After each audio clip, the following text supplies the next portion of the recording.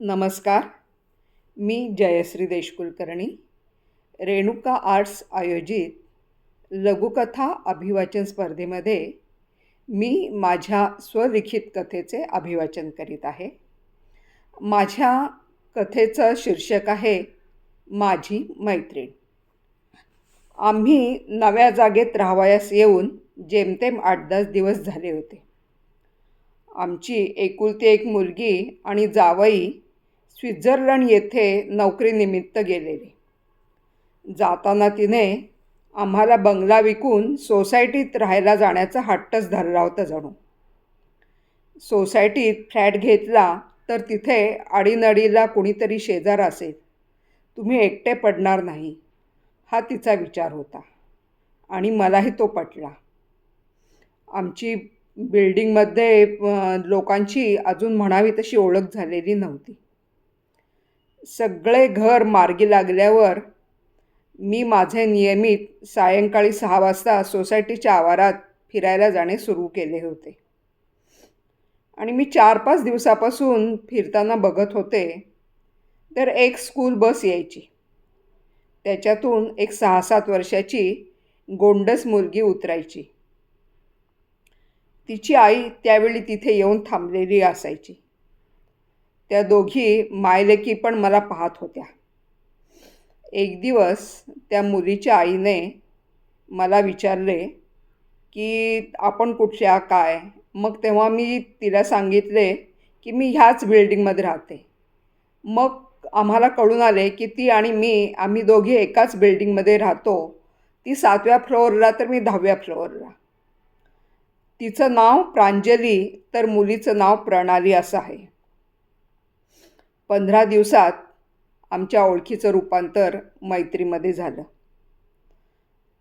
आणि मला तर लहान मुलं पहिल्यापासून खूपच आवडतात. त्यामुळे प्रणालीशी माझी लगेच गट्टी जमली. मी माझ्या जवळच्या छोट्या पर्समध्ये तिच्यासाठी काहीतरी खाऊ ठेवायला सुरुवात केली. जास्त करून मी तिला काजू बदाम नेहमी तिच्या हातावर ठेवत होते. प्रांजली मला एक दिवस हसून म्हणाली सुद्धा, आमची प्रणालीना टोल वसूल करावा ना नाक्यावरचा, तसा अगदी तुमच्याकडून खाऊ वसूल करत असते बरं का. मी पण तिला म्हटलं, राहू दे ग, ती काय माझ्या नातवासारखीच आहे. माझा नातूसुद्धा 4 वर्षाचा आहेच ना. खाऊ मिळाल्यावर थँक्स आजी म्हणून किती गोड हसते नाही. तिचं ते निष्पाप गोड हसू मला पण समाधान देतच ना ग. 1.5 महिना झाला असेल आमचा हा नित्यक्रम चालू होता. थंडीचे दिवस सुरू झाले. मला थंडी बाधली आणि फ्लू झाला. त्यामुळे 2 दिवस मी खाली फिरायला उतरलेच नाही. मी दिसले नाही म्हटल्यावर प्रणालीने प्रांजलीच्या मागे लागून मला लगेच फोन लावला. विचारले, आजी तू खाली का ग नाही फिरायला येत. मी म्हटलं, बाळा मला बरं वाटत नाही ग, म्हणून नाही आले. मी पुढे काही बोलेपर्यंत तिने फोन ठेवलासुद्धा होता. मी मनात म्हटलं काय ही मुलगी. संध्याकाळी 8 वाजता प्रणाली आपल्या आईबरोबर आमच्या घरी आली. बरोबर गरम गरम कढी आणि खिचडी घेऊन आलेली होती. प्रणाली मला म्हणाली, आजी गरम गरम मुगाच्या डाळीची खिचडी आणि कढी आणले आहे बरं का. तेव्हा पटकन शहाण्या मुलीसारखं खाऊन घ्यायचं, म्हणजे तुझ्या घशाला बरं वाटेल. आणि आजोबा आजीला काही काम करून देऊ नये का बरं का. आजोबा तुमच्याकडे व्हिक्स आहे का हो. मी आजीला लावून देते. आई मला जशी लावती ना अगदी तसं. आणि आजी मी तुझे पाय चेपून देऊ का. आणि खरं खरं सांग हां, औषध घेतलंस की नाही बरं. लवकर बरं नको का व्हायला.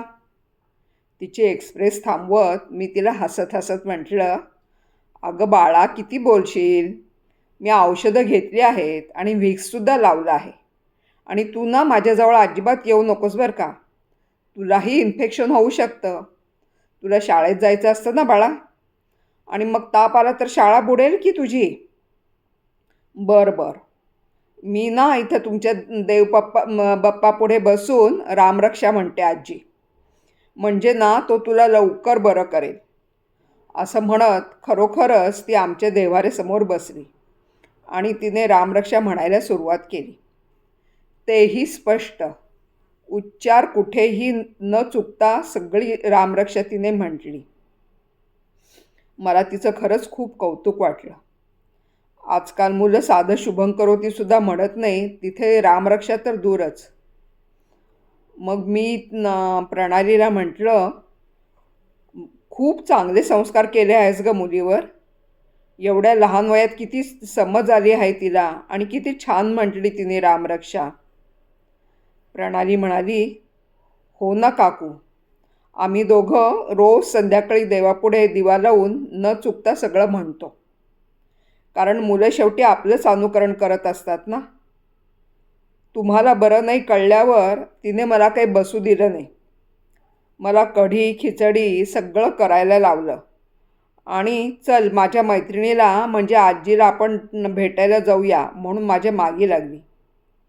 काकू, शेवटी प्रेम करणाऱ्यालाच प्रेम मिळतं ना हो. मला घाईवरून आलं आणि नकळत माझ्या डोळ्यातून अश्रू झरले. धन्यवाद. माझी कथा आपण सर्व रसिक प्रेक्षकांनी ऐकून घेतल्याबद्दल पुनश्च धन्यवाद देते. आणि तसेच रेणुका आर्ट्सच्या आयोजक संस्थापिका यांनाही माझे धन्यवाद.